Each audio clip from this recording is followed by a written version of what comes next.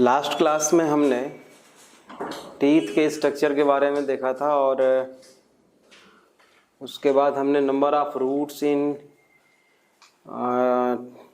Every teeth ये देखा था। उसके बाद अब हमारा जो नेक्स्ट ऑर्गन है डाइजेस्टिव सिस्टम का, माउथ कैविटी का, वो है बेटा टंग।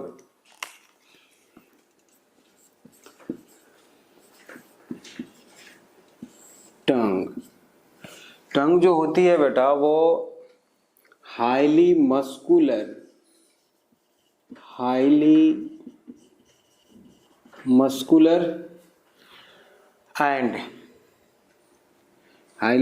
organ and made by skeletal muscles।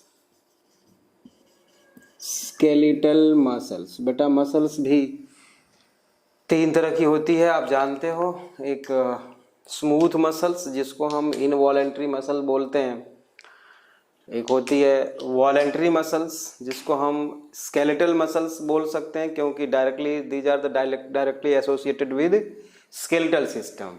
ठीक है, इसलिए इसको स्केलेटल मसल्स भी बोलते हैं या वॉलेंट्री मसल्स भी बोलते हैं।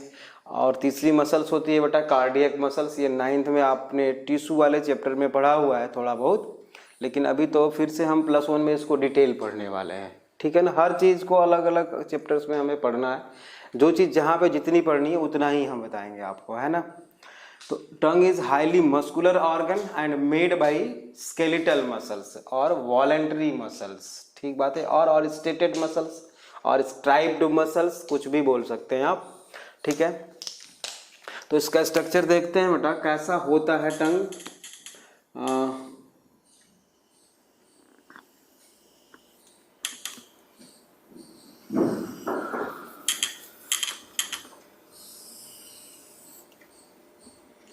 ये ऐसा हमने बना दिया,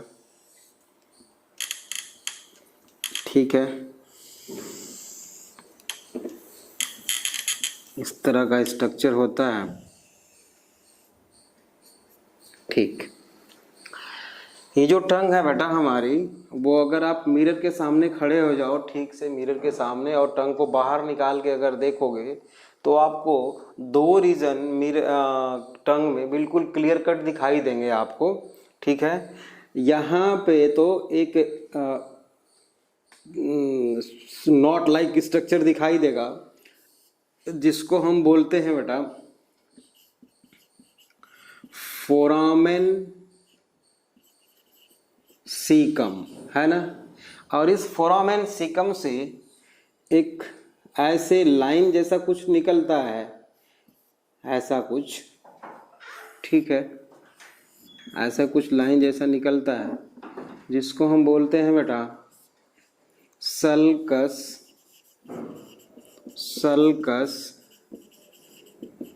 टर्मिनल्स। ठीक बात है, इसको क्या बोलते हैं? Sulcus terminals. सल्कस टर्मिनल इस टंग को बेटा दो पार्ट में डिवाइड कर देती है। ये हमारा पोस्टीरियर पार्ट है और ये एंटीरियर पार्ट है। और ये जो पोस्टीरियर पार्ट होता है बेटा, ये होता है 1/3 पार्ट, है ना। इसको हम बोलते हैं फायरिंजियल पार्ट, है ना। फायरिंजियल पार्ट, जो 1/3 पार्ट हम बोल सकते हैं ऑफ द होल टंग। अब बेटा हम जानते हैं कि टंग हमारी जो है एक सेंस ऑर्गन जैसा बिहेव करती है। सेंस ऑर्गन है, बिहेव क्या करती है, और गस्टो रिसेप्टर्स बोलते हैं इसको हम टंग को। यहाँ से जो नर्व्स निकल के जो सेंट्रल नर्वस सिस्टम की तरफ जाती है, मतलब क्रैनियल नर्व्स 12 पेयर होती हैं, तो वो हम लोग नर्वस सिस्टम में देखेंगे बेटा। तो ये जो फेरेंजियल पार्ट है, यहाँ से जो नर्व्स अराइज होती है बेटा, जो मैसेज लेके जाती है, उसको हम बोलते हैं, वो 9th क्रैनियल नर्व होती है। 9th क्रैनियल नर्व होती है। अभी थोड़ा सा अगर याद रख सको तो ठीक, नहीं तो कोई बात नहीं। 9th क्रैनियल नर्व्स को हम बोलते हैं बेटा ग्लॉसो फायरिंजियल नर्व। और उसके बाद ये जो पार्ट आप देख रहे हो ये है बेटा ओरल पार्ट, है ना, ये टंग का ओरल पार्ट है। ये बेटा 2/3 ऑफ द होल टंग होता है, 1/3 पार्ट है ये, और ये एंटीरियर पार्ट है। यहाँ से जो नर्व्स निकलती हैं बेटा वो होती है 7th cranial nerve. 7th cranial nerve को हम फैसियल नर्व भी बोलते हैं। ये बात अगर आप दोनों आपको याद रहे तो ठीक, नहीं तो कोई बात नहीं, है ना। हम नर्वस सिस्टम में फिर से इसको देखेंगे, अभी याद कर लो तो बहुत अच्छी बात है, ठीक है। On the posterior part of the tongue have a lymphoid tissue. Lymphoid tissue मतलब ये जो देख रहे हो बेटा ये है इस तरह का कुछ, यहाँ पे आप इसको भी मिरर के सामने खड़े होकर देख सकते हो बेटा, ये कुछ लिम्फॉइड टिश्यू होते हैं। लिम्फॉइड टिश्यू इसको बोलते हैं बेटा हम लिंगुअल टॉन्सिल्स, है ना। लिंगुअल वर्ड हम यूज करते हैं बेटा टंग के लिए, तो ये लिंगुअल टॉन्सिल है। किसी भी लिम्फॉइड टिश्यू या जितने भी ये टॉन्सिल्स हैं जो फेरिंग्स रीजन में पाए जाएंगे, इनका काम होता है बेटा इम्यूनोग्लोबिन का सेक्रीशन करना। इम्यूनोग्लोबिन को हम शॉर्टकट में क्या लिखते हैं बेटा, आई और जी। ये कई तरह के हो सकते हैं, है ना, IgA, IgM, IgG, है ना। +2 में पढ़ेंगे बेटा हम लोग ह्यूमन हेल्थ एंड डिजीज, और इम्यूनिटी वहाँ पे है, यहाँ पे तो बस इम्यूनोग्लोबिन आप याद रखो। IgA जो है ये एंटीबॉडीज हैं एक्चुअल में, है ना, जो इम्यून सिस्टम को हमारे स्ट्रांग बनाती हैं। तो ये जो लिम्फॉइड टिश्यू हैं जैसे कि ये लिंगुअल टॉन्सिल जो है ये IgA सिक्रीट करेगा जो हमारे इम्यूनिटी को स्ट्रांग बनाएगा। ठीक बात है, अभी तो यही समझ लो। Okay, just below the sulcus terminal बेटा यहाँ पर कुछ इस तरह का स्ट्रक्चर दिखाई देता है, ऐसा सर्कुलर, आप इसको देख सकते हो। इसको हम बोलते हैं सर्कमवैलेट पैपिली, है ना। तो पहले तो हम बता दें आपको कि पैपिली क्या चीज होती है। पैपिली, मान लो ये टंग का सरफेस है बेटा, तो यहाँ पर हम ऐसे कर लें, ऐसा, है ना, ये सरफेस ऑफ द टंग, ये टंग का सरफेस है बेटा, और यहाँ पे इस तरह से ये बाईपोलर न्यूरॉन्स होते हैं। अब बाईपोलर न्यूरॉन्स मैंने बोला, बाईपोलर न्यूरॉन्स आप लोग जानते हो तो ठीक, नहीं तो थोड़ा सा देख लो, वैसे हम नर्वस सिस्टम में पढ़ेंगे इसको। तो टाइप ऑफ न्यूरॉन्स, आपने न्यूरॉन का स्ट्रक्चर बेटा ऐसा कुछ पढ़ा हुआ है, कि बहुत सारे डेंड्रॉन्स होते हैं और एक एक्सॉन होता है, ये एक्सॉन टर्मिनल है ऐसा कुछ, और ये साइटोन बोलते थे इसको, ये डेंड्रॉन है, ये एक्सॉन है। तो ये इस तरह का न्यूरॉन जो होता है, most of the neurons in our body कौन से हैं, मल्टीपोलर न्यूरॉन, ठीक है ना। बहुत सारे डेंड्राइट्स राइज हो रहे हैं साइटोन से, और इन साइटोन्स का फंक्शन होता है बेटा कि ये मैसेज को केवल रिसीव कर सकते हैं और एक्सॉन केवल मैसेज को ट्रांसफर कर सकता है फ्रॉम साइटोन टू एक्सॉन। अगर आप जानते हो तो ठीक है, बढ़िया है। ओके, अब बाइपोलर न्यूरॉन्स क्या हैं, एक साइटोन ये है बेटा, जैसे ये साइटोन है उसी तरह साइटोन हो गया, और यहाँ से एक सिंगल डेंड्राइट निकल रहा है जो मैसेज को रिसीव करेगा, और यहाँ से एक एक्सॉन निकल गया। ये साइटोन है, ये डेंड्रॉन है बेटा, और ये एक्सॉन है। इस तरह के न्यूरॉन को हम बोलते हैं बेटा bipolar neuron. Most of the sense organ in our body have bipolar neurons, like cochlea, ear में वो है कॉक्लिया, हमारा फोटो रिसेप्टर्स जो है जो आईज में हमारे रेटिना में पाई जाती हैं, और बहुत सारे, जैसे कि अब टंग है हमारा, जो न्यूडेरियन मेम्ब्रेन पाई जाती है नेजल चेम्बर में, है ना, नेजल कैविटी में, रेस्पिरेटरी ट्रैक्ट में, वहां भी बेटा कौन सी है न्यूरॉन्स, बाइपोलर न्यूरॉन्स हमारे सेंस ऑर्गन्स में पाई जाती हैं मेनली। ठीक बात है। तो अभी आपको कुछ ना समझ में आया तो सिर्फ बाइपोलर याद रखो आप, ठीक है ना। तो यहाँ भी बाइपोलर न्यूरॉन्स है बेटा इसके अंदर। देखो एक मैंने डेंड्रॉन बना दिया, एक साइटोन बना दिया, ऐसे देखो ये ऐसे बना दिया हमने, एक साइटोन है, ये साइटोन है, ये साइटोन है ना, इसमें से डेंड्रॉन निकला हुआ है ऐसे। और ये रिसीव करेंगे मैसेज को, जो भी केमिकल्स आएंगे उनको टेस्ट बर्ड्स होती हैं, यही इसी को टेस्ट बर्ड्स कहे जाते हैं। और ये ऐसे एक्सॉन निकल के ये नर्व बना लिया इसने, गस्टो रिसेप्टर्स है ये, और ये नर्व्स इसने बना लिया, जैसे हमने यहाँ पे लिखा है क्रेनियल नर्व्स, तो ये नर्व्स में कन्वर्ट हो गई। ये डायग्राम हमने बनाया है बेटा पैपिली, है ना। पैपिली के अंदर टेस्ट बर्ड्स मतलब यही सब है ना, ये ठीक बात है। तो टेस्ट बर्ड्स आपको समझ में आ गया, पैपिली समझ में आ गया। तो ये जो मैंने रेड कलर से कुछ बनाया है सर्कुलर स्ट्रक्चर, ये है बेटा, इसको हम बोलते हैं सर्कमवैलेट पैपिली, नंबर 1 सर्कमवैलेट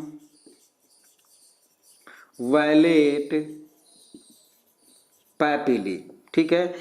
ये 8 to 10 इन नंबर, है ना, 8 to 10 इन नंबर, 8 से 10 होती हैं ये, मतलब बहुत कम है, नंबर में तो बहुत कम है।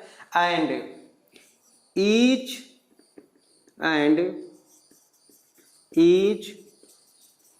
कंटेन 100 टेस्ट बर्ड्स, है ना, 100 टेस्ट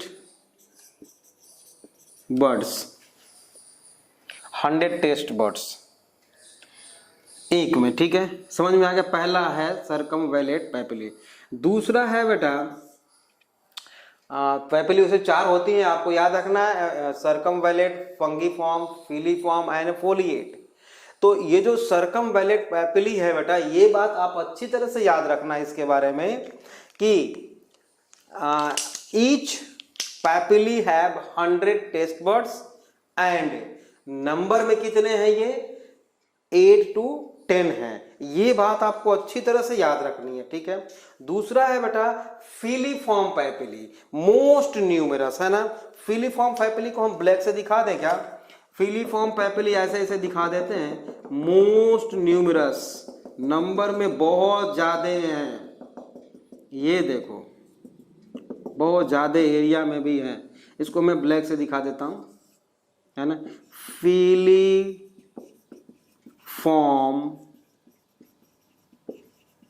पैपिली, मोस्ट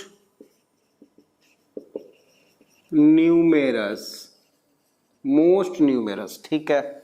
और बट डू नॉट कंटेन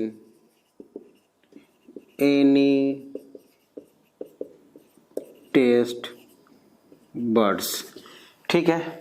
ये पैपिली होती तो बहुत ज्यादा है, लेकिन इसमें टेस्ट बर्ड्स नहीं होते। फिर आप सोचोगे कि है क्यों, है ना, रहा होगा पहले, कभी मॉडिफाइड हो गया, अडॉप्ट हो गया, ठीक है। फीलीफॉर्म पैपिली। इसके बाद थर्ड है बेटा, हम जो आपको दिखा दें, ग्रीन कलर से दिखा दें ना इसको, ग्रीन कलर से, फंगीफॉर्म पैपिली, है ना। फंगीफॉर्म पैपिली, फंगीफॉर्म नंबर 3 यहाँ पे ग्रीन कलर से लिख रहा हूं, फंगी या फंगीफॉर्म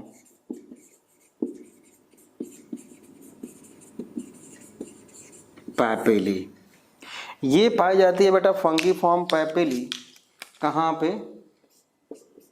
tip and side, tip and side, तो साइड में और टिप में बना दे। चलो ये रहा, देखो बेटा फंगीफॉर्म पैपिली, ये ग्रीन कलर से बनाया हूँ, बट यहाँ पे आपको दिखा देता हूँ मैं। और ये थोड़ा सा साइडों में ना, यहाँ पे टिप एंड साइड्स यहाँ पे पाई जाती है। ये भी बेटा बहुत ज़्यादा नहीं होती, है ना, कम होती है नंबर में। तो लीस्ट इन नंबर लिख सकते हो आप, लीस्ट इन नंबर लिख सकते हो। And each contain 5 taste buds, मतलब एक पैपिली में कितने टेस्ट बर्ड्स होंगे? 5 होंगे बेटा, ठीक है, बढ़िया, सिंपल है, समझ में आ गया। ओके, अब फोलिएट पैपिली। फोलिएट पैपिली वैसे तो वेस्टिजियल है, उसका कोई काम नहीं है और है भी नहीं, थोड़े बहुत बच गए हैं। आप चाहो तो उनको बना सकते हो, यहाँ बना सकते हो ऐसे ऐसे कि ये जो है बेटा फोर्थ पैपिली है, फोलिएट पैपिली, इसको आप लिख दो वेस्टिजियल, है ना, इसका कोई काम नहीं है अभी। और अच्छा, इसके अलावा आप जानते हो बेटा कि जैसे कई बार आप लोगों ने पढ़ा होगा कि यहाँ पे बिटर टेस्ट को हम सेंस कर सकते हैं, यहाँ पे हम सूर कर सकते हैं, यहाँ पे साल्ट है बेटा, यहाँ पे स्वीट है। तो इस तरह से ये कोई वैसे इसका कोई मेन रीजन है नहीं, है ना, लेकिन वैसे बोलते हम हैं कि यहाँ पे इसका एक रीजन है जहाँ पे हम कहाँ पे बिटर को सेंस कर सकते हैं, कहाँ पे सोर को सेंस कर सकते हैं, साल्ट और स्वीट को। ठीक बात है ना। तो ये कोई बहुत बड़ी बात नहीं है, आप लिख सकते हो, याद रख सकते हो। अब ये मान लो ये टंग है, अगर ये टंग है बेटा तो इसकी कुछ तो थिकनेस होगी ना, थिकनेस तो है ही है, थिक तो है ही है ये। तो अब थिकनेस को हम 3 डायमेंशनल अगर कोई पिक्चर हो तो उसमें हम दिखा सकते हैं, बट यहाँ पे हम दिखाने की कोशिश कर रहे हैं बेटा। मान लो कि ये टंग की थिकनेस है, ये टंग की थिकनेस है, ऐसे है, ये थिकनेस है, ठीक है ना। तो यहाँ पे कुछ ग्लैंडुलर सेल्स होते हैं बेटा। ग्लैंडुलर सेल्स का मतलब समझते हो, जो कुछ न कुछ सेक्रीट करे बना के, है ना, सेक्रीट करें बना के, ये ग्लैंडुलर सेल्स होते हैं बेटा, जिसको हम बोलते हैं, जिसको बोलते हैं बेटा हम Nunes gland. Secrete watery fluid. Nunes gland होती हैं बेटा, नून्स ग्लैंड होती हैं जो वाटरी फ्लूइड सेक्रीट करती हैं, ये बात आपको याद रखनी है। तो ये हो गया बेटा टंग का एक सिंपल सा स्ट्रक्चर। लिम्फॉइड ऑर्गन को भी हमें याद रखना है, ठीक बात है। आप थोड़ा सा लिखना चाहो तो लिख लो, मैं बोल देता हूँ 2-4 लाइन, ठीक है। लिखो बेटा, टंग में लिख लो 2-4 line. We do not have any taste buds for red chilli. We do not have any taste buds for red chilli, ठीक है। Its sensation is received by pain receptors होते हैं टंग में, स्केलेटल मसल्स का बना हुआ है वो, है ना। बर्निंग सेंसेशन बस सेल्फ सेंस करते हैं हम, बाकी उसके लिए कोई टेस्ट बड्स नहीं पाई जाती है, ठीक बात है। नेक्स्ट पॉइंट लिखिए, इट इज अ, टंग के बारे में लिख रहे हैं ना हम लोग, it is a gusto receptors. जैसे कि हमारा आईज क्या है, फोटो रिसेप्टर्स हैं, और ईयर क्या है, फोनो रिसेप्टर्स हैं, है। उसी तरह से टंग क्या है बेटा, गस्टो रिसेप्टर्स, है ना, gusto receptors.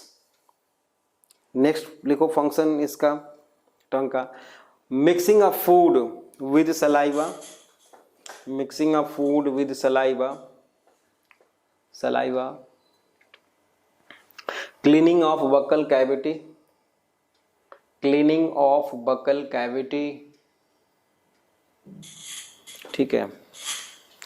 And next one is making noise और प्रोड्यूस साउंड, है ना।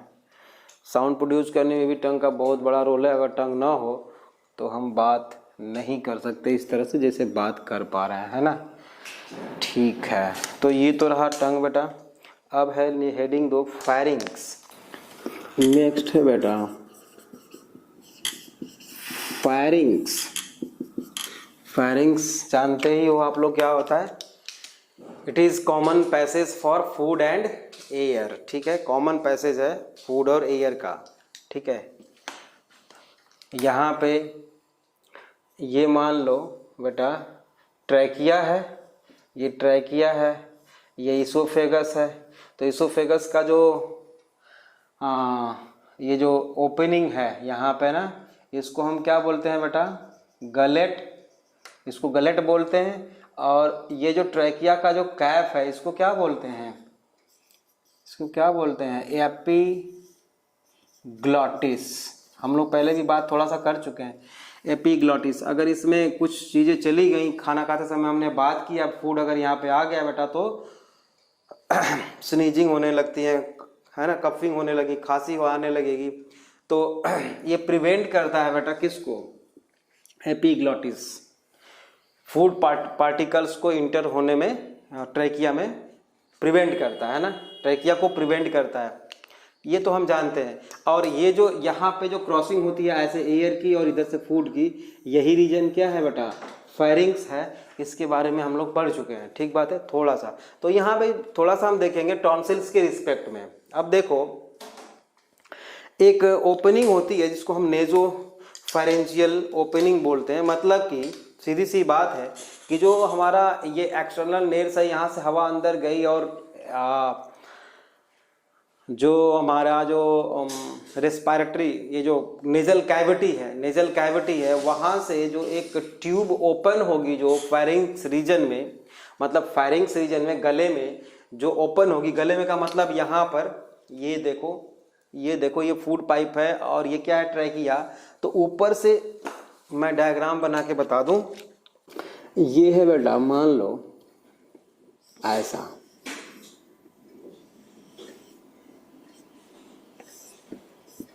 ये देखो ये नेजल नॉस्ट्रिल है, यहाँ से हवा आई अंदर है ना, ये तो माउथ कैविटी है और हवा इधर से आ रही है बेटा, इधर से आ रही है एयर इधर से आएगी, तो यहाँ पे ओपन होगी ना, यहाँ पे ओपन होगी।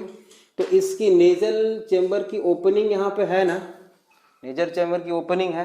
तो इस ओपनिंग को हम क्या बोलेंगे, नेजो फेरेंजियल ओपनिंग, क्योंकि नेजो फेरेंजियल ओपनिंग फेरिंग्स रीजन में ओपन हो रहा है। तो यहाँ पर एक सर्कल बना के हम लिख दें, इसको हम लिख दें बेटा, ये कौन सी ओपनिंग है, नेजो फेरिंजियल ओपनिंग, नेजो फेरेंजियल ओपनिंग, ठीक है, ओके। अब बेटा हमारा जो ईयर है ना, ईयर थोड़ा सा आपने 10th में पढ़ा हो तो ठीक, नहीं तो कोई बात नहीं, देख लो इधर। ये जो हमारा ईयर होता है, ये ईयर का हमारा एक्सटर्नल ईयर पार्ट है, ये तो एक्सटर्नल है, ये पिन्ना। और ये क्या है बेटा, ये जो ट्यूब देख रहे हो इसको बोलते हैं हम एक्सटर्नल ईयर। इसके बाद क्या है बेटा, यहाँ पे ये है मिडिल ईयर। मिडिल ईयर के बाद ये स्नेल के जैसा कुछ स्ट्रक्चर ऐसा होता है, इसको कॉकलिया बोलते हैं, है ना, इसको कॉकलिया बोलते हैं। External ear, middle ear and internal ear. Middle ear से एक ट्यूब ऐसे निकलती है बेटा, ऐसे ट्यूबुलर स्ट्रक्चर एक राइज होता है मिडिल ईयर से, लेफ्ट और राइट दोनों साइड में, और ये ट्यूब ओपन होती है बेटा फेरिंग्स रीजन में। बात समझ में आ गई। अगर मान लो किसी ने कान में दवाई डाली तो वो इसी के थ्रू आ जाता है, कहाँ पे, गले में आ जाता है, ठीक है ना, स्ट्यूसियन ट्यूब। तो ये लेफ्ट और राइट मतलब दो होते हैं, है ना। तो फेरिंग्स रीजन में ही स्ट्यूसियन ट्यूब ओपन होगी, ठीक है। तो उसकी ओपनिंग यहाँ पे हम बना दे बेटा, ये देखो एक और यहाँ पे एक और। तो ये क्या है बेटा, Eustachian tube, opening of Eustachian tube. ये बात समझ में आ गई आपको, ठीक है। अब देखो टॉन्सिल्स, मैंने बताया आपको कि टॉन्सिल क्या है, लिम्फॉइड ऑर्गन्स हैं, लिम्फॉइड टिश्यू हैं बेटा। वो टॉन्सिल्स क्या काम करते हैं बेटा, सेक्रीट करते हैं इम्यूनोग्लोबिन, जिसको एंटीबॉडी बोलते हैं हम, और वो हमारे इम्यूनिटी को बढ़ाता है, ठीक बात है। Most common antibody secreted bye tonsils, क्या बोलते हैं उसको, IgA। अभी यहाँ पे मैंने लिखा था IgA। नेजोफेरेंजियल जो ओपनिंग है बेटा, इसके चारों तरफ जो टॉन्सिल्स पाए जाएंगे उसको हम बोलते हैं बेटा, ये जो टॉन्सिल्स हैं क्या बोलेंगे, कुछ आइडिया है किसी को? नेजोफेरेंजियल ओपनिंग के बाद चारों तरफ जो टॉन्सिल्स हैं इसको बोलेंगे फारेंजियल, नेजो फारेंजियल, तो इसको बोलेंगे, रेड कलर से मैं लिख रहा हूं,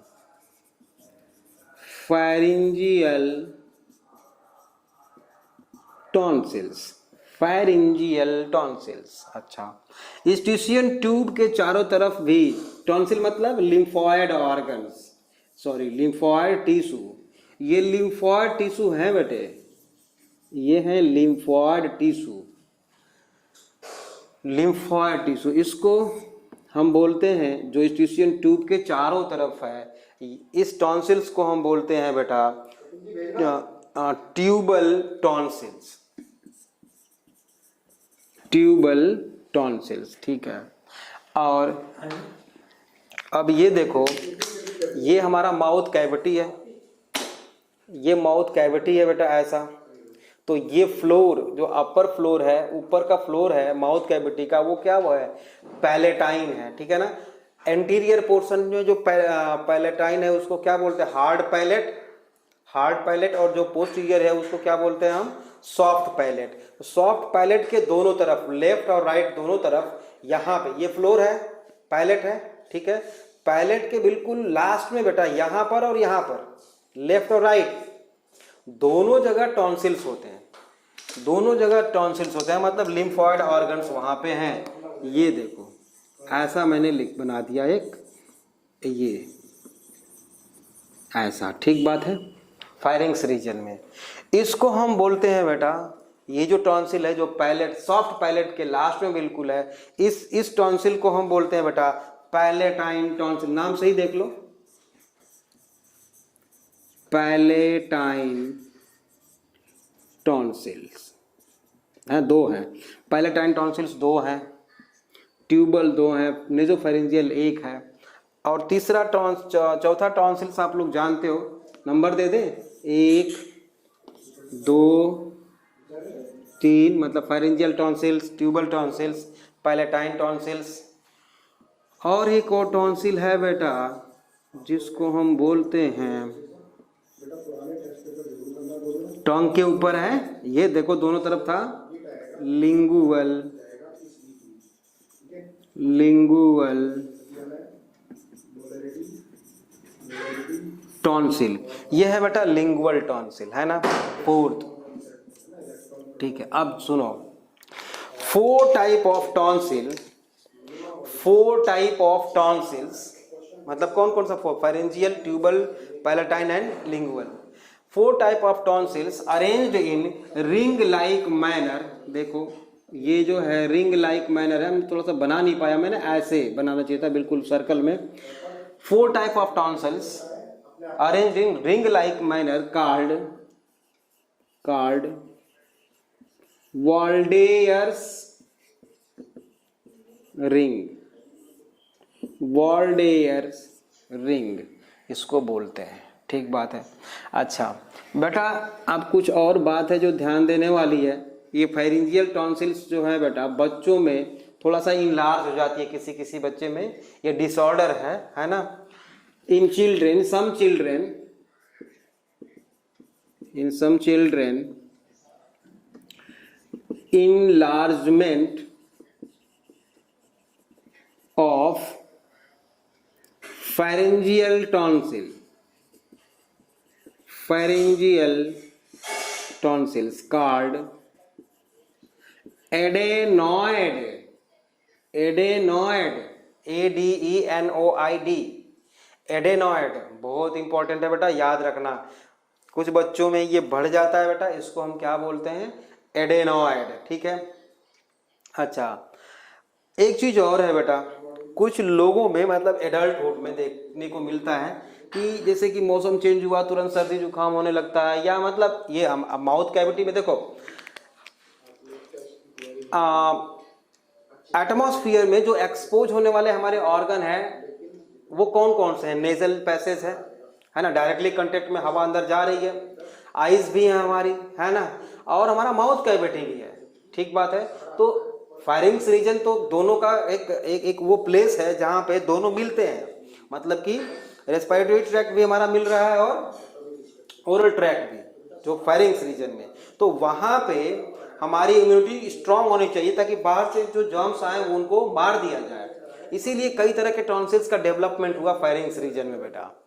ठीक बात समझ में आ रही है बात? अच्छा, तो ये जो पैलेटाइन टॉन्सिल है बेटा, कुछ लोगों में इसमें इन्फेक्शन हो जाता है तो जल्दी ठीक नहीं होता वो, तो उसको बोलते हैं हम टॉन्सिलाइटिस, है ना, due to infection in palatine tonsil infection, तो उसको क्या बोलते हैं बेटा? टॉन्सिलाइटिस, ठीक है। और surgically removal of palatine tonsil, अगर नहीं मान लो ठीक हो रहा है तो उसको निकालना पड़ जाता है ना। Surgically removal of palatine tonsil is called tonsillectomy. Tonsillectomy क्या होती है बेटा? Surgically removal of palatine tonsils, ठीक है। संडे को जो टेस्ट होने वाला है ना, सारे यही आएंगे, सारा कुछ आपका याद रखना है आपको।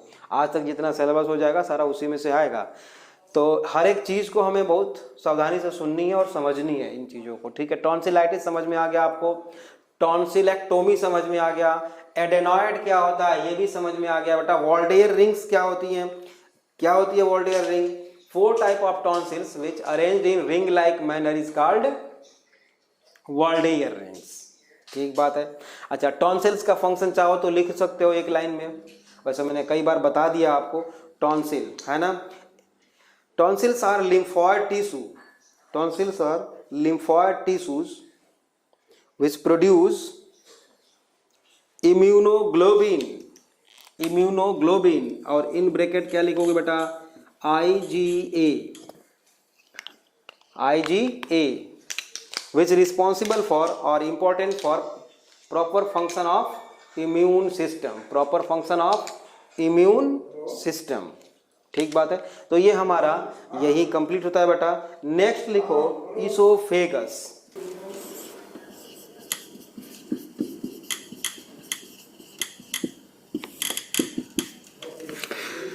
बेटा ये 25 सेंटीमीटर लॉन्ग होती है, 25 सेंटीमीटर लॉन्ग होती है बेटा हमारी इंटेस्टाइन। वैसे हमारी पूरी एलिमेंट्री कैनाल कितनी लंबी होती है बेटा? 6 to 9 मीटर, याद रखना। हमारी एलिमेंट्री कैनाल कितनी लंबी होती है? 6 to 9 मीटर। लिखवाएंगे इसको भी आगे, फिर से लिखवा देंगे। इसोफेगस की लेंथ कितनी होती है बेटा? 25 सेंटीमीटर लॉन्ग होती है, ठीक है। ये ट्यूबुलर, लिख लो पहले कुछ लिख लो फिर मैं बताता हूँ आपको, है ना। लिख लो कुछ 2-4 पॉइंट्स लिख लो फिर हम समझाते हैं। लिखो 25 centimetre long, tubular and muscular organ, comma, outer most covering is tunica adventitia, tunica adventitia. Outer most covering इसकी क्या होती है बेटा? Tunica adventitia instead of serosa. इसको समझ लेते हैं हम थोड़ा सा, आपको अभी तो मैं बता रहा हूं बट अभी इसका और डिटेल हम पढ़ेंगे, लेकिन शुरुआत है अभी, तो पूरी एलिमेंट्री कैनाल का स्ट्रक्चर हमें पढ़ना है, तो उसके लिए थोड़ा सा हिंट करने जा रहे हैं हम आपको, है ना, कि ये देखो इसोफेगस है और ये हमारा स्टमक है और ये डियोडिनम है और ये स्मॉल इंटेस्टाइन है ये, और ये लार्ज इंटेस्टाइन है ना, ये लार्ज इंटेस्टाइन है। यहाँ पे वर्मी फॉर्म अपेंडिक्स होता है जो 10th में आपने पढ़ा है, वेस्टिजियल है, पहले सेलुलोज को डाइजेस्ट करता था, ठीक बात है, ओके। और ये आप लोग जानते हो यहाँ पे वेलाई पाया जाता है, वेलाई जो 10th में जो पढ़ा आपने, वेलाई जो सरफेस एरिया को इंक्रीज करता है, एब्जॉर्प्शन में हेल्प करता है बेटा, ठीक है ना। और पेरिस्टालसिस मूवमेंट होती है, ऐसा नहीं कि केवल इसोफेगस में, पूरी एलिमेंट्री कैनाल में पेरिस्टालसिस मूवमेंट होती है जिससे कि फूड को आगे बढ़ाया जाता है, ठीक बात है। अभी देखो हम क्या बताना चाहते हैं आपको हम चाहे एलिमेंट्री कैनाल को कहीं से भी उसका ट्रांसफर सेक्शन काटे, चाहे वो स्टमक से काट दे, यहाँ से काट दे बेटा, यहाँ से काट दे, यहाँ से, यहाँ से, यहाँ से, या यहाँ से, कहीं से भी अगर हम उसको ट्रांसफर सेक्शन अगर काटते हैं बेटा, तो पूरे एलिमेंट्री कैनाल में हमें 4 लेयर दिखाई देती है। बाहर वाले को हम बोलते हैं बेटा सेरोसा, बाहर वाले को क्या बोलते हैं बेटा, सेरोसा बोलते हैं। Just below the serosa layer, यहाँ पर बेटा ऐसे कुछ है ना, ये पूरा होता है ऐसे होगा, है ना, ऐसे सर्कुलर मसल्स दिखाई देंगे, है ना। ये सर्कुलर है तो सॉरी लॉन्गिट्यूडिनल, लेकिन ट्रांसफर सेक्शन में सर्कुलर दिखाई देगी, है लॉन्गिट्यूडिनल, जैसे ग्रिफिन लॉन्गिट्यूडिनल होती है, काटोगे ऐसे तो सर्कुलर दिखाई देगी, ठीक बात है ना।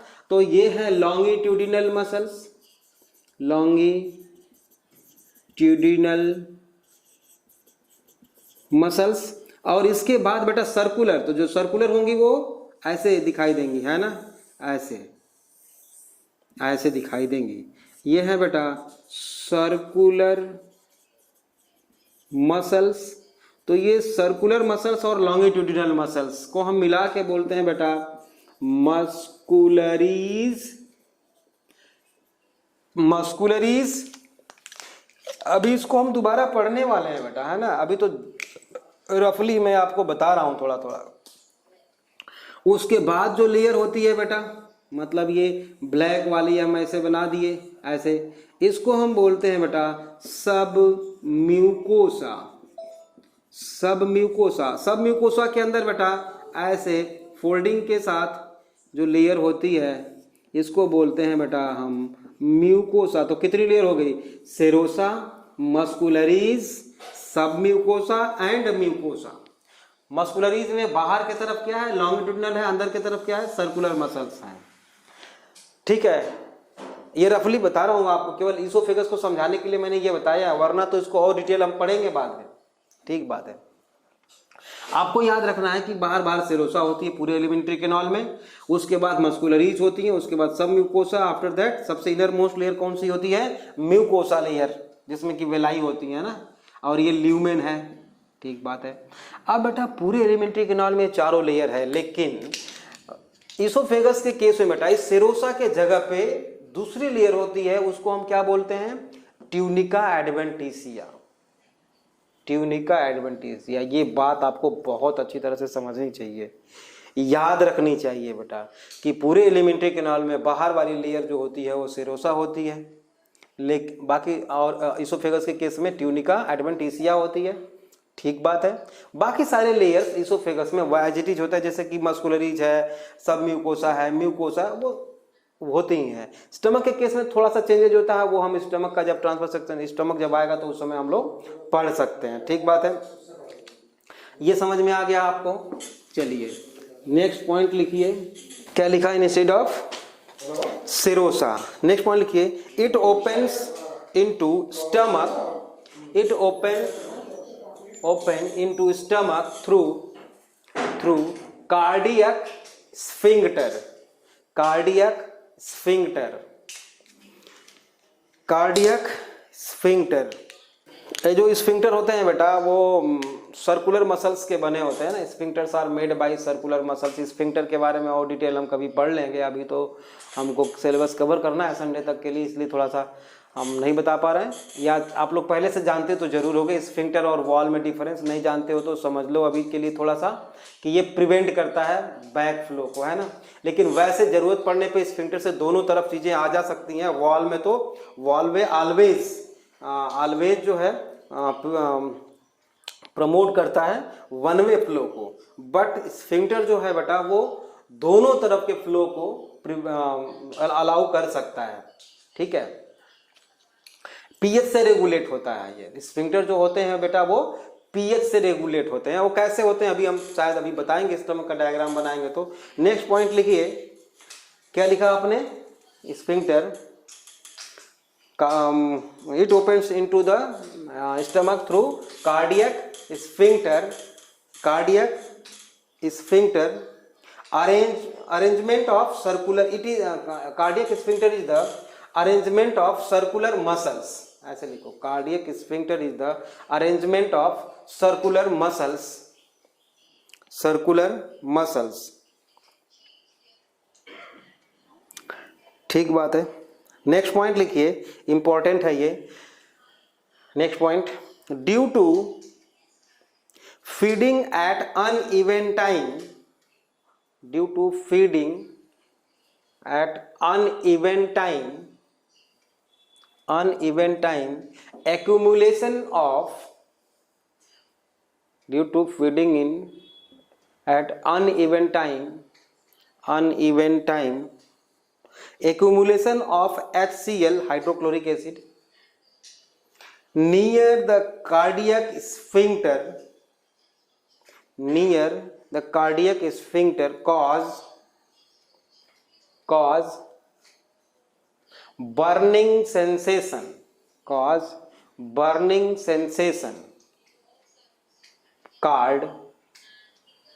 heartburn disease,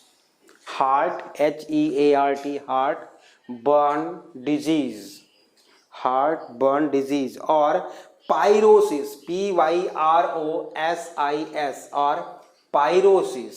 अब ये सब सारे क्या हैं, चलो सबको देख लेते हैं, जो भी मैंने अभी आपको लिखवाया है। ठीक बात है, चलो देखते हैं। इसको मैं मिटा देता हूँ थोड़ा। बेटा ये है इसोफेगस, ये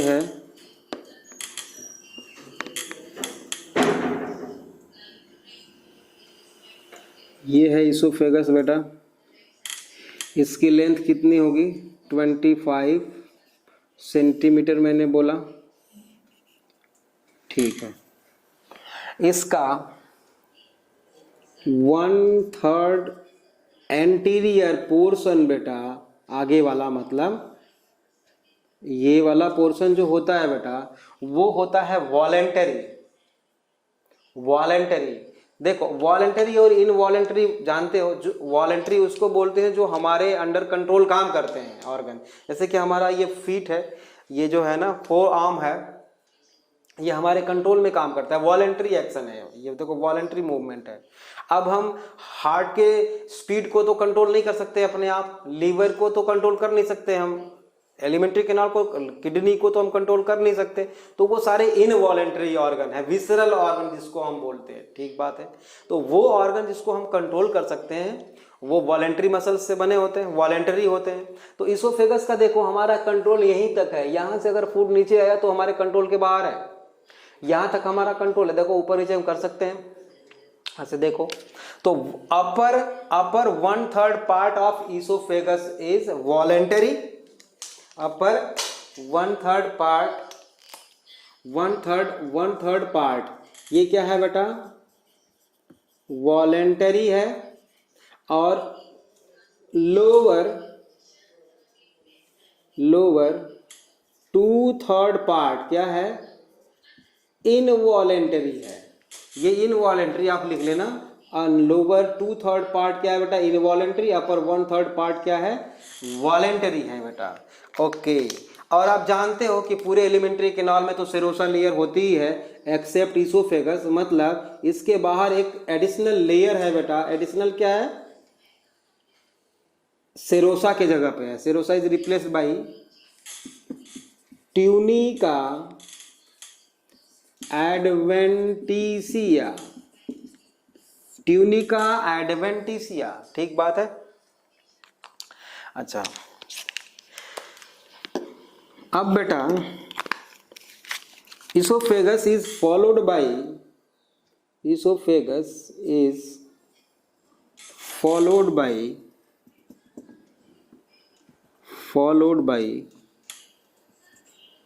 स्टमक। देख लो ये है स्टमक, है ना, स्टमक को हम गैस्टर भी बोलते हैं। देखो ऐसे ये स्टमक है, यहाँ पे हार्ट होता है बेटा, यहाँ पे क्या होता है बेटा, हमारा हार्ट होता है, आप जानते हो।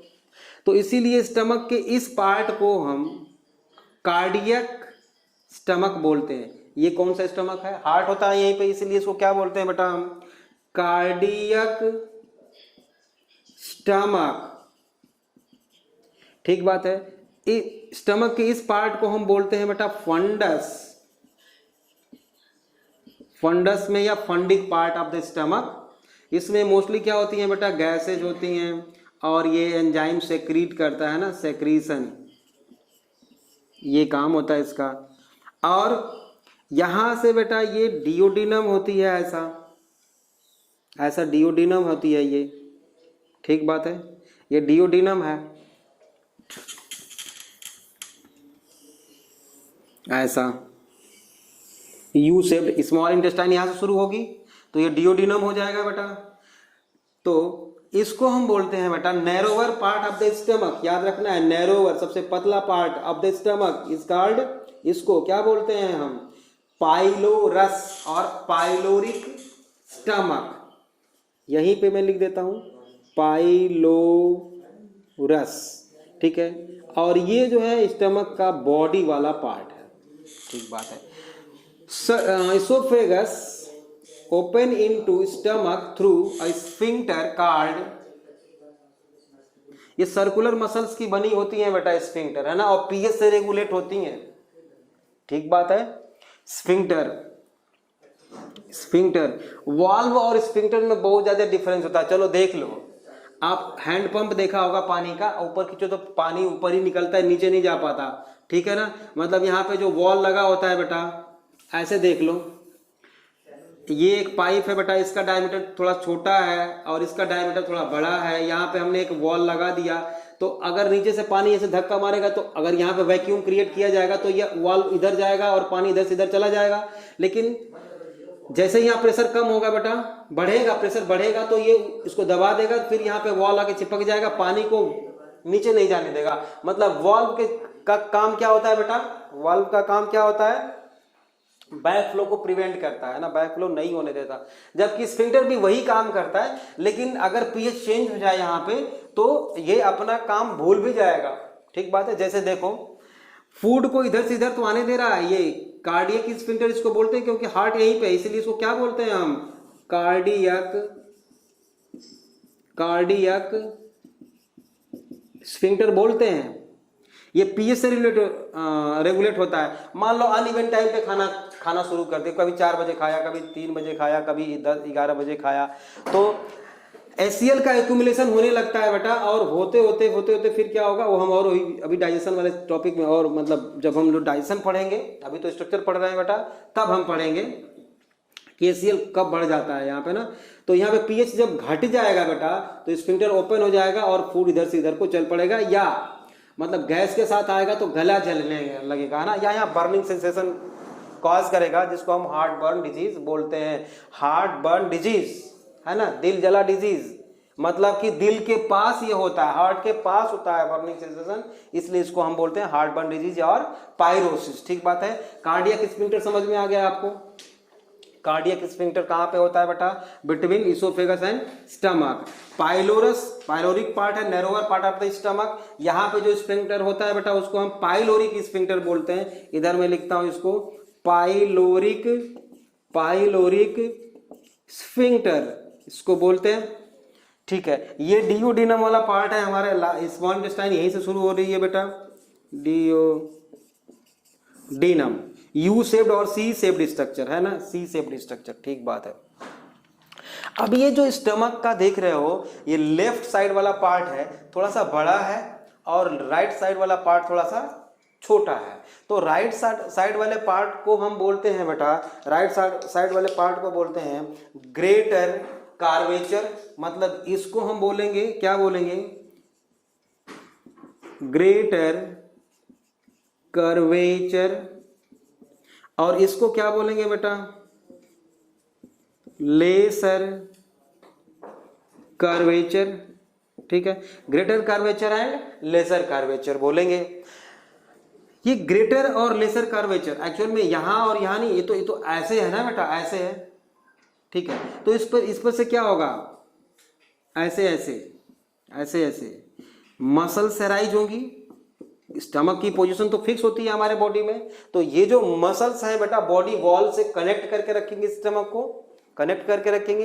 इनको बोलते हैं बेटा, इधर वाले को ग्रेटर ओमेंटम और इसको बोलते हैं lesser omentum. Greater omentum and these are the lesser omentum. Lesser omentum, ठीक बात है, ओके। अब चलो देखो आगे बढ़ते हैं हम। ये डिओडिनम है बेटा, फूड यहाँ पे आया, डाइजेस्ट हुआ, जो कुछ भी हुआ बाद में पढ़ेंगे। अभी यहाँ पे जो है फूड आ गया, पाइलोरस से यहाँ पे फूड आ गया। अब फूड को क्या चाहिए, बाइल जूस चाहिए। बाइल जूस कहाँ से आता है बेटा, लीवर से आता है। चलो लीवर का देखते हैं। अब हम लीवर देखते हैं। यहाँ पे बेटा एक ऐसा ऑर्गन है, ऐसे है ना, ऐसे, और एक जो है, ध्यान से देखते रहना, एक ऐसे ट्यूब निकल रही है बेटा, ऐसे ये ट्यूब निकली और ऐसे आ गई, देखो ऐसा। इसको बोलते हैं बेटा हम गॉल ब्लैडर। ये है बेटा गॉल ब्लैडर, ठीक। इसमें बाइल जूस स्टोर होता है, बाइल जूस स्टोर होता है, ठीक है। अब थोड़ा सा आपको ध्यान देने की जरूरत पड़ेगी, कॉम्प्लिकेटेड, थोड़ा सा कॉम्प्लिकेटेड होने जा रहा है बेटा। ये है लीवर बेटा।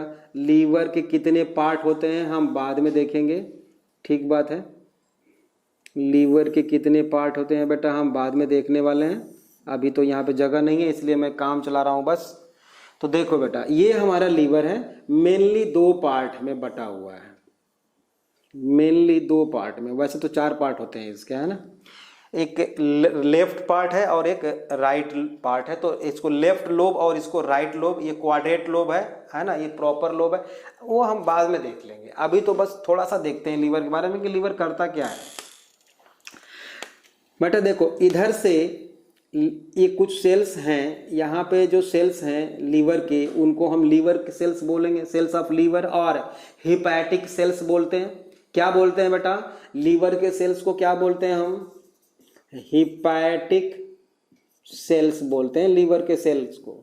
तो यहाँ पे भी हैं, यहाँ पे भी हैं, यहाँ पे भी हैं, सब जगह है।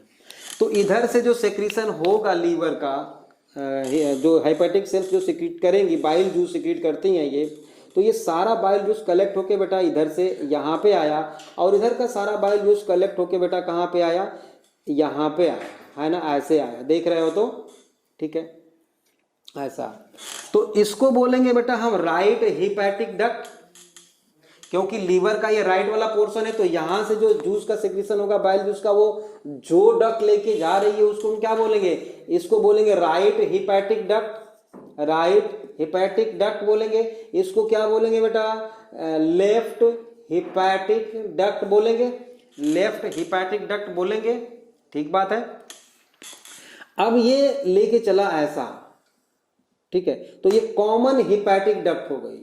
ये क्या हो गई बेटा, कॉमन हिपैटिक डक्ट। हिपैटिक मतलब लीवर, ठीक बात है। अब ये बाइल जूस का सिक्रीशन इधर इधर से हो रहा है बेटा, ऐसे आकर के यहाँ पे कलेक्ट हुआ, कहाँ पे, गॉल ब्लैडर में आके कलेक्ट हो रहा है। अब गॉल ब्लैडर से जो डक्ट निकल के यहाँ पे आ रही है बेटा, इसको हम, जो गॉल ब्लैडर से राइज हो रही है बेटा, इसको हम बोलते हैं बेटा सिस्टिक डक्ट। बहुत ही इंपॉर्टेंट है, याद रखना है आपको। सिस्टिक डक्ट हम किसको बोल रहे हैं, duct from, arise from gall bladder is called cystic duct, cystic duct. अब ये जो है सिस्टिक डक्ट से जो डक्ट आगे बढ़ रही है बेटा बाइल जूस को लेके, इसको हम बोलेंगे common bile duct, common bile duct, याद रखना है आपको, कॉमन बाइल डक्ट कैरी कर रहा है बेटा बाइल जूस को, ठीक है। और यहीं पे एक स्फिंक्टर होता है बेटा, जिसको हम बोलते हैं स्फिंक्टर ऑफ बॉयडेन। देखो तीसरा स्फिंक्टर बताने जा रहा हूं मैं। यहाँ पे एक स्फिंक्टर होता है बेटा, जो कहाँ पे है बताना जरा, कॉमन बाइल डक्ट में है बेटा। इसको हम बोलते हैं sphincter of Boyden, BOYDEN, sphincter of Boyden. ठीक बात है, समझ में आया? ओके।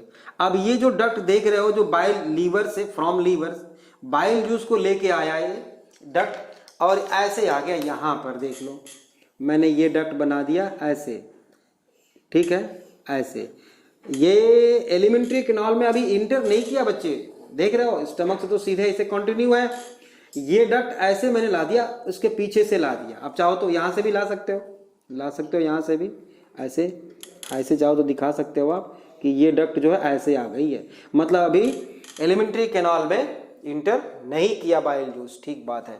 अब इसको यहीं पे छोड़ते हैं बेटा, ये बाइल डक्ट है ना, कॉमन बाइल डक्ट है, इसको यहाँ पे छोड़ देते हैं। अब ये देखो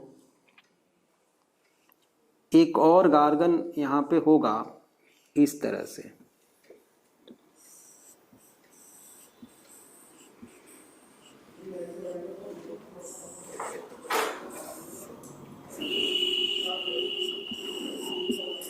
ये है बेटा लीफ लाइक एक ऑर्गन होता है, लीफ लाइक एक ऑर्गन होता है जिसको हम बोलते हैं बेटा क्या, पैंक्रियाज। पैंक्रियाज क्या सेक्रेट करेगी बेटा, पैंक्रिएटिक जूस का सेक्रीशन होगा। यहाँ से क्या सेक्रेट होगा बेटा, पैंक्रिएटिक जूस। तो जो भी पैंक्रिएटिक जूस बेटा यहाँ से सेक्रेट होगा, वो डक्ट यही तो है जो लेके आएगी, तो इसको क्या बोलेंगे, main pancreatic duct, main pancreatic duct. ठीक बात है। और एक और डक्ट होती है यहाँ पे ऐसे, जो वेस्टिजियल है, इसको हम बोलते हैं, इसका कोई काम नहीं है ना, पैंक्रियाज में ही है, डक्ट ऑफ विर्सुम, है ना, ये वेस्टिजियल डक्ट, इसका कोई काम नहीं है। ये पैंक्रियाज के सेल्स हैं बेटा, पैंक्रिएटिक सेल हैं, जूस का सेक्रेशन करेंगे तो ऐसे ऐसे इस डक्ट से आकर के यहाँ पे आएगा। अब इधर से देखो, यहाँ से पैंक्रिएटिक जूस निकल के आया, यहाँ तक बेटा आ गया ऐसे, और इधर से क्या आ गया, बाइल जूस, दोनों आके यहाँ पे मिल गए बेटा। तो ये क्या हो गया, कॉमन, क्या लिखूं इसको, कॉमन हिपैटो, क्योंकि बाइल जूस लेके आ रहा है, हिपैटो, और पैंक्रियाज से भी लेके आ रहा है, तो कॉमन हिपैटो पैंक्रिएटिक डक्ट। ठीक बात है, कॉमन हिपैटो पैंक्रिएटिक डक्ट, है ना।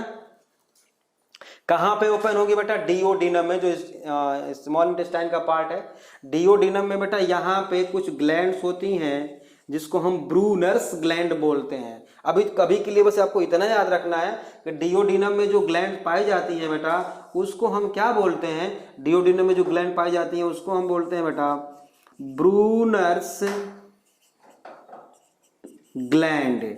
सेक्रेट म्यूकस, क्या सेक्रेट करती है बेटा, secrete mucus, Brunner's gland secrete mucus. ठीक है, तो जस्ट मिलने के पहले, है ना, before opening, common hepatopancreatic duct before opening into duodenum, before opening into duodenum, थोड़ा सा देखो बेटा यहाँ पे स्वेल हो गई है, देख रहे हो, इसको बोलते हैं बेटा हिपैटो पैंक्रिएटिक एम्पुला, और ampulla of waiter, ampulla of waiter, और हिपैटो पैंक्रिएटिक एम्पुला। मैं लिख देता हूं, यहां पे लिख देता हूं, हिपैटो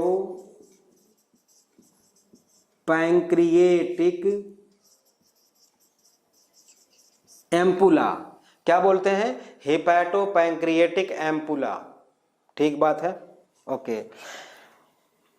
अब यहाँ पे बाइल जूस होगा और क्या होगा, पैंक्रिएटिक जूस भी होगा। ठीक बात है, हिपैटो पैंक्रिएटिक डक्ट है ये प्रिवेंट होती है बेटा किससे, किससे, स्फिंक्टर ऑफ, मतलब यहाँ पे एक स्फिंक्टर और है जिसको हम बोलते हैं बेटा, ये बहुत ही इंपॉर्टेंट है, संडे के टेस्ट के लिए याद रखना बेटा सब कुछ, है ना। इसको बोलते हैं sphincter, sphincter of ODI, ODDI, ODI. ठीक है, ये याद रखना है आपको। कहां पे है बेटा, between duodenum and hepato pancreatic duct. ठीक बात है। तो इसको अब चाहोगे, अगर नहीं समझ में आएगा तो आप लोग मेरे पर्सनल नंबर पे कॉल करके मुझे बता देना कि आप लोगों को समझ में नहीं आया, तो फिर से दोबारा करा सकता हूँ, ऐसी कोई बात नहीं है। मतलब 1 बाय 1 करके सारे लेवलिंग आपको याद रखने हैं। 2 से 3 बार अगर इसको बना दिया आप तो सारे लेवलिंग आपको याद हो जाएंगे। ठीक बात है, कोई बड़ी बात नहीं है। हमने आपको वेलाई का के बारे में थोड़ा सा बता दिया कि और लेंथ कितनी होती है एलिमेंट्री कैनाल की, वो थोड़ा सा बता दिया, जो बेसिक चीज़ है बेटा। बाकी इसका स्ट्रक्चर मैंने बता दिया, 4 लेयर्ड बता दिया, सेरोसा, मस्कुलरीज, मस्कुलरीज में आउटर क्या होती है, लॉन्गिट्यूडनल इनर क्या होती है, सर्कुलर मसल्स होती है। उसके बाद क्या आता है, सब म्यूकोसा, उसके बाद म्यूकोसा। ठीक बात है। अच्छा ठीक है, तो आज के लिए बच्चों यहीं पे हम इसको रोक देते हैं, बाकी नेक्स्ट क्लास में इसके आगे हम पढ़ेंगे बेटा। ठीक है, ओके।